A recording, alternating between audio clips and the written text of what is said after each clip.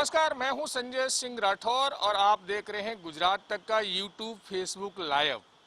आज हम बात करेंगे गुजरात मॉडल की और उस गुजरात मॉडल की जो आज से पहले शायद आपने कहीं नहीं देखा होगा।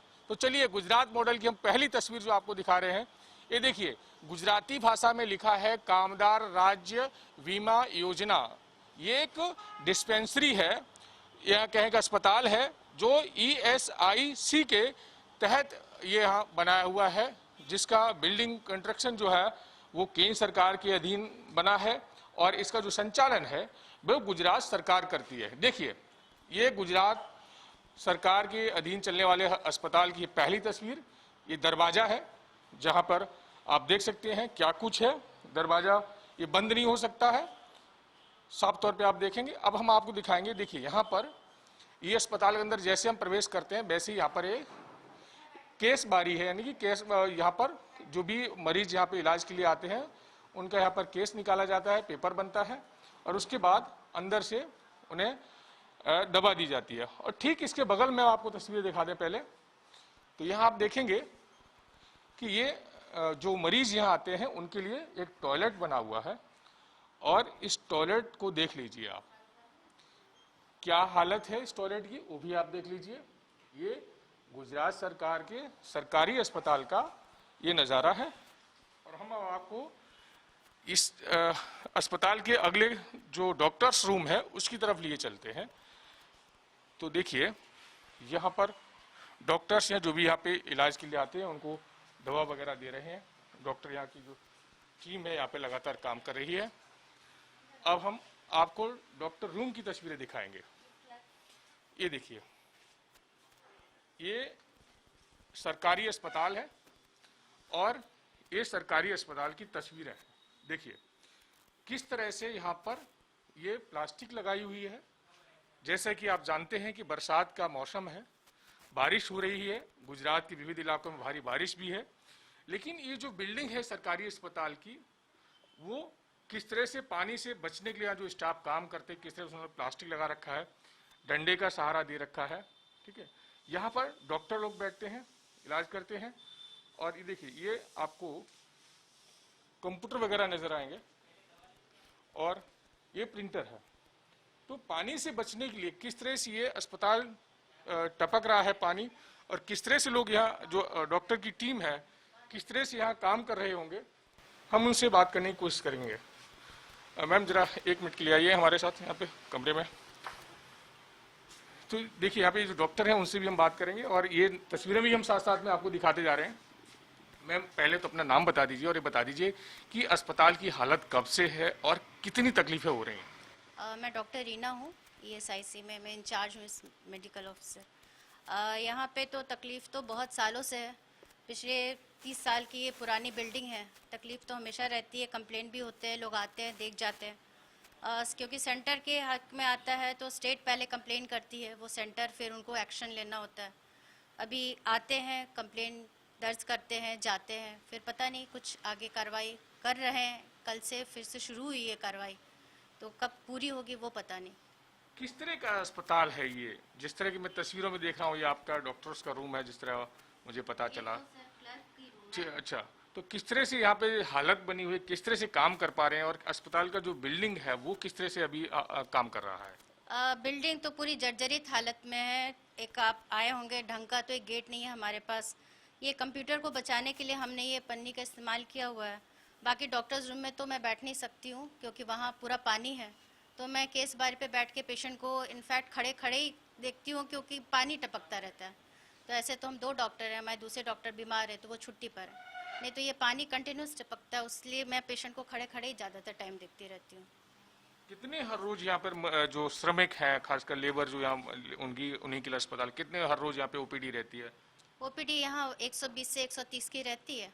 तो सारे श्रमिक आसपास के पांडेसरा जोन के, भेस्तान और ये जितने भी सारे हमारे इस जोन के हैं, साउथ जोन के, वो सारे पेशेंट यहाँ पे आते हैं।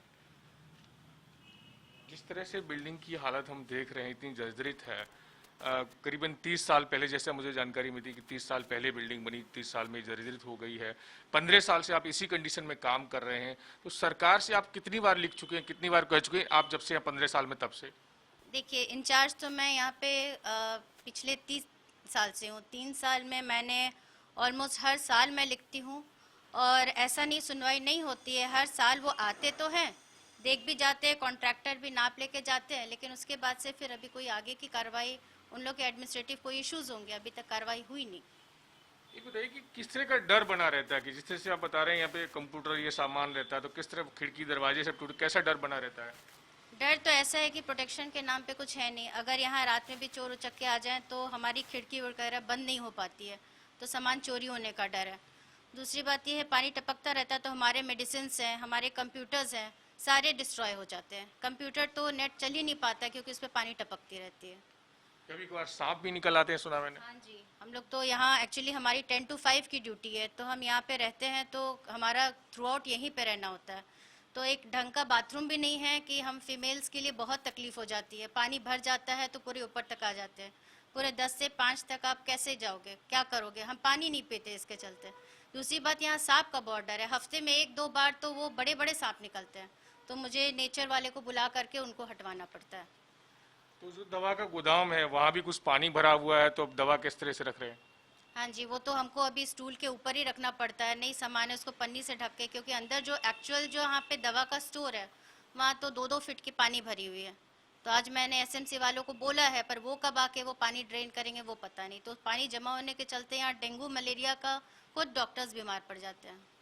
बिल्कुल, देखिए आप ये जिस तरह से उन्होंने हमारी बताया कि ये क्लर्क रूम है। मैंने आपको डॉक्टर रूम बताया था, लेकिन डॉक्टर ने बताया ये क्लर्क रूम है और इसकी किस तरह से पन्नी लगाकर यहाँ पर काम किया जा रहा है। अब हम आपको इसी अस्पताल के दूसरे हिस्सों की तस्वीरें दिखा दे रहे हैं कि वहाँ पर किस तरह से क्या कुछ व्यवस्था है। देखिए, ये डॉक्टर रूम है, यहाँ पे लिखा हुआ है डॉक्टर रूम, ये देखिए, है ना। यहाँ पे डॉक्टर रूम की तस्वीर देख लीजिए आप। यहाँ भी खिड़की दरवाजे किस तरह से टूटे हैं, सुविधा के नाम पे कुछ भी नहीं है। और अब हम आपको आगे लिए चलते हैं। देखिए, यहाँ पर जो लोग फैसिलिटीज़ हैं यहाँ पर लिखा गया है। यहाँ पे किस तरह के डॉक्टर आते हैं, surgeon, orthopaedic surgeon, physician, paediatric, radiologist, ये सब तमाम तरह की बातें यहाँ पे गुजराती भाषा में लिखी गई हैं। ये इंजेक्शन रूम है, सिस्टर्स रूम है। अब देखिए इंजेक्शन रूम की हालत हम आपको दिखाएं तो देखिए यहाँ भी पानी भरा हुआ है। देखिए किस तरह से यहाँ पे कहाँ इंजेक्शन पेशेंट लेटेगा, कहाँ इंजेक्शन लगाया जाएगा, देख लीजिए आप, कुछ भी नहीं है।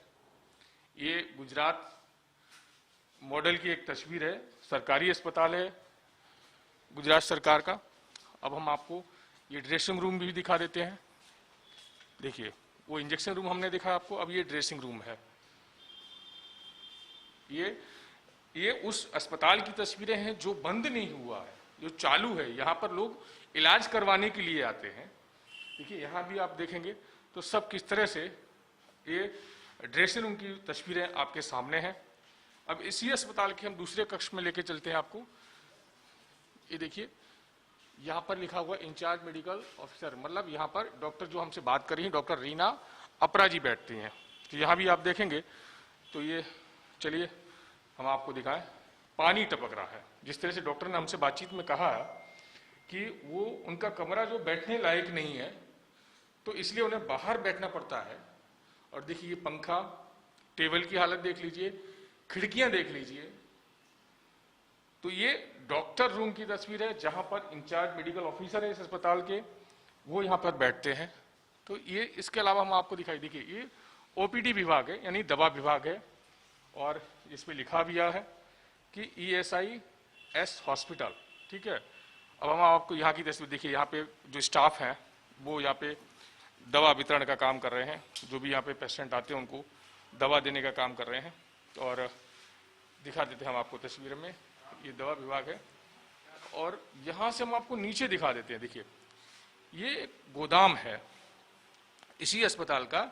ये गोदाम है जहाँ पर दवाइयाँ स्टोर होती थी, लेकिन वहाँ पर किस तरह से गंदगी है, किस तरह से जल भराव है, वो आप तस्वीरों में देख। ये एक अस्पताल की तस्वीरें हैं जो शायद आप देखकर ये कह रहे हैं तो भाई अस्पताल है, ये तो बीमार अस्पताल है, इसको बीमार अस्पताल का नाम दे तो भी ठीक होगा। भैया अस्पताल नहीं कहा जा सकता। अब हम आपको ये लिख चलते, दवा विभाग लिखा हुआ देखिए आप, यहाँ भी पानी टपक रहा है। यहाँ भी आप देखेंगे ना, ये दवाइयां हैं जो यहाँ पर भीग चुकी हैं बरसात के पानी के चलते, और उन्हें सुखाने के लिए पंखा की हवा में नीचे रखा गया है। ऊपर पंखा चल रहा है और नीचे इस तरह से लोहे के ये बेड पर ये दवाइयां जो पानी में भीग गई हैं उसको सुखाने की कोशिश की जा रही है, सुखाई जा रही है। कहें कि दवा भीगने के बाद जैसे हमें पता ही होता है कि दवाइयां खराब हो जाती, तो सभी ये अस्पताल की तस्वीरें सूरत शहर की हैं, जहां जो पांडेसरा इलाके में आता है। और ये देखेंगे आप तो यहाँ पर खिड़की दरवाजे अस्पताल में नहीं है, जहां भी आप नजर दौड़ाएंगे पानी ही टपक रहा है। लोग किस तरह से यहाँ पे काम कर रहे हैं, वो स्टाफ ने हमारे से बातचीत की है, उनको किस तरह से अपनी जान जोखिम में डाल के काम करना पड़ रहा है, क्योंकि वो सरकार को लिखते तो हैं, यहाँ की तकलीफें बताते हैं, लेकिन कोई भी इसकी तरफ ध्यान नहीं देता है। तो ये तस्वीर हम सीधी आपको दिखा रहे हैं गुजरात सरकार के उस अस्पताल की, जो अपने आप में खुद एक बीमार अस्पताल है। यहाँ मरीजों का इलाज तो किया जाता है, लेकिन कैसे किया जाता है तस्वीरें यहाँ की बयान कर रही हैं। तो ये सूरत शहर से हम आपको ये तस्वीरें दिखा रहे हैं सीधी कि किस तरह से एक बीमार अस्पताल है, किस तरह से यहाँ का स्टाफ है, डॉक्टर है, किस तरह से काम कर रहा है और कितनी दुर्दशा है इस अस्पताल की। इस पर सरकार को ध्यान देने की जरूरत है। हालांकि जब 15 साल से, अगर जैसे कि स्टाफ ने कहा कि पिछले 15 सालों से वो लगातार लिख रहे हैं, इस समस्या को लेकर कोई भी ध्यान नहीं दिया गया, तो अब आखिर सरकार कब ध्यान देगी, ये कहना तो हमारे लिए मुश्किल है। आपको हमारा ये वीडियो कैसा लगा कमेंट बॉक्स में आकर हमें जरूर बताएं।